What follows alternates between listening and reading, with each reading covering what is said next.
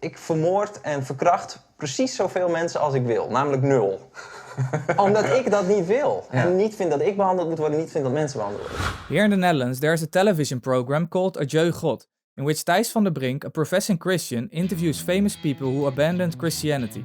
In this episode, he interviews Arjen Lubach, a comedian and presenter who is an outspoken atheist. Arjen thinks that atheism is a better explanation for morality than Christianity. In this video, I will show you why the opposite is true.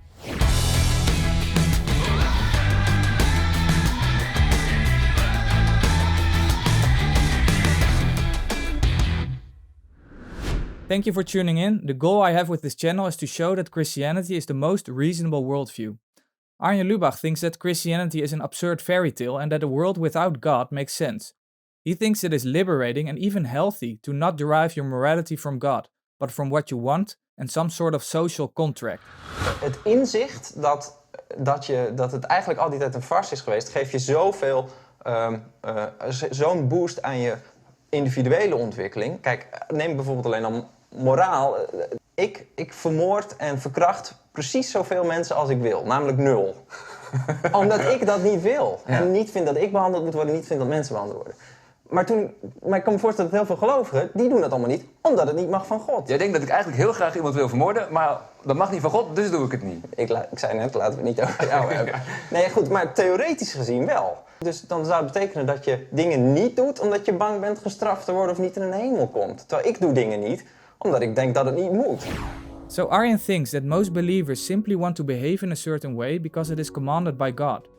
With this point he suggests that God's moral laws are arbitrary, and that believers are okay with that because they just blindly accept what God says.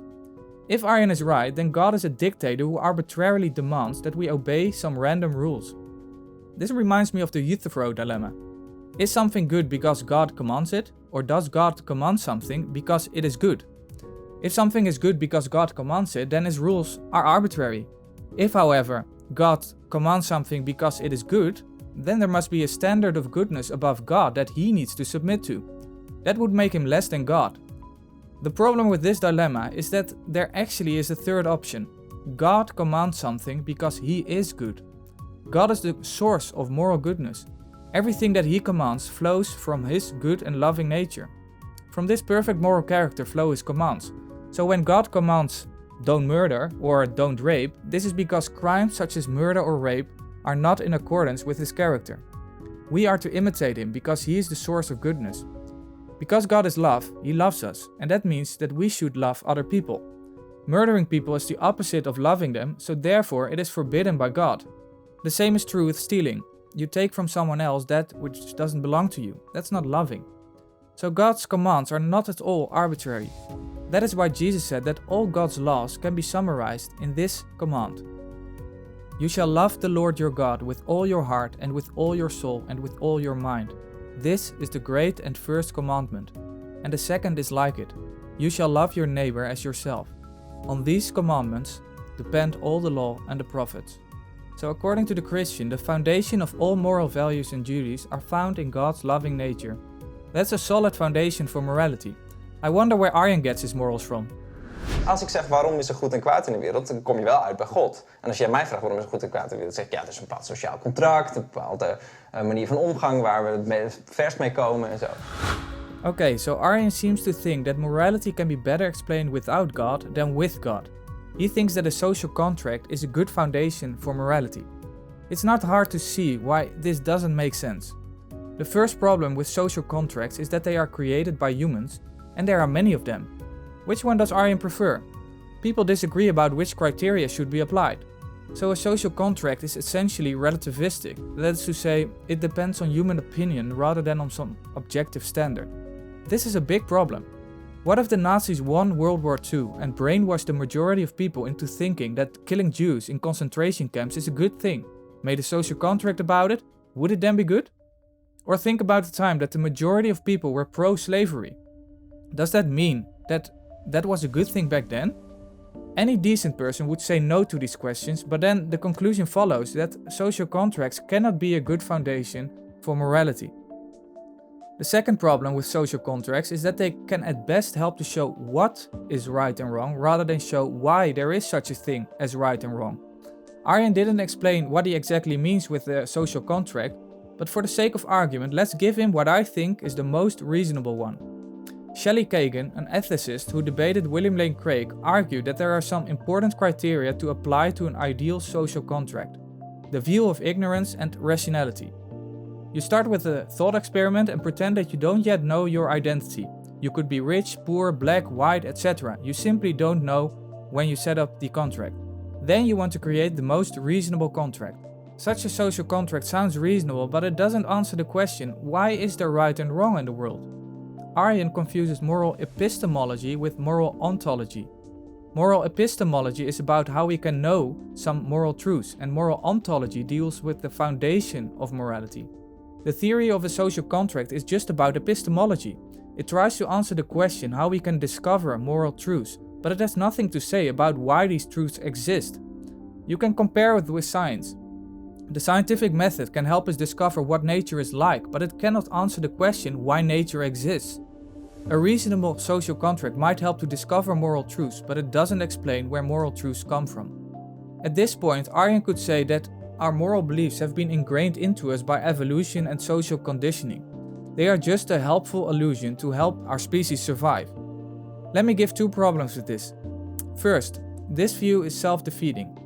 If naturalism is true, then all our beliefs, not just our moral beliefs, are the result of evolution and social conditioning. Since all our beliefs are selected for survival value, not for truth, it follows that we cannot trust any of our beliefs, including the belief that our moral beliefs have been ingrained into us by evolution and social conditioning. Second, without good evidence, the atheist is not justified to dismiss our moral intuition as an illusion. An intuition is an immediate direct awareness with something. Intuitions are not infallible, but they are at face value justified. You are justified to believe in intuitions unless there is some good overriding reason why they are false. For example, we are justified to believe in the physical world even though we cannot prove that it exists. It is possible that we are in some sort of matrix simulation, but without evidence for the matrix, it is rational to believe that the physical realm exists. The same is true for the moral realm. So at face value, we are rational to believe that the moral realm exists. But now it gets worse. What can Arjen say to the morally reprehensible person he disagrees with? Let's say he runs into a psychopath who says that he thinks that he should murder as many people as he can. What can Arjen say to him? He cannot refer to some objective standard of right and wrong because that doesn't exist according to his atheistic worldview. At best he can say, I don't like your morality. Arjen probably wouldn't say this. He might say that harming people is wrong because we are conscious creatures who can feel pain. But this is just a description about reality, it's not a prescription. Why is it wrong to harm conscious creatures? Because human beings are morally valuable? Where does that value come from? If God does not exist, then there's no basis for moral values. Human beings are just accidental byproducts of nature that have evolved relatively recently on a small speck of dust in the almost infinite nothingness. Rape and murder might not be socially advantageous, but it is not really wrong. And even if humans are valuable, why think that we have a moral duty to not harm them? To whom or what do we have this duty? Traditionally, our moral duties came from God's commandments. But if there's no God, there's no basis for objective moral duties. If there's no moral lawgiver, there's no moral law. So without God, all actions are morally equivalent. Whether you take care of a child or torture a child, in the end, it's just a matter of personal preference. I think that if we are honest with ourselves, nobody really believes this. Objective moral values and duties do exist. God's existence is the best foundation for objective moral values and duties. His loving nature is the absolute standard against which all actions should be measured. Human beings are made in God's image, and that gives us intrinsic value. His moral nature is expressed in the form of divine commands, which constitute our moral duties. From this, we can formulate a deductive argument for the existence of God. Premise 1. If God does not exist, objective moral values and duties do not exist. Premise 2. Objective moral values and duties do exist. Therefore, God exists. We've seen that the premises are true, so the conclusion logically follows.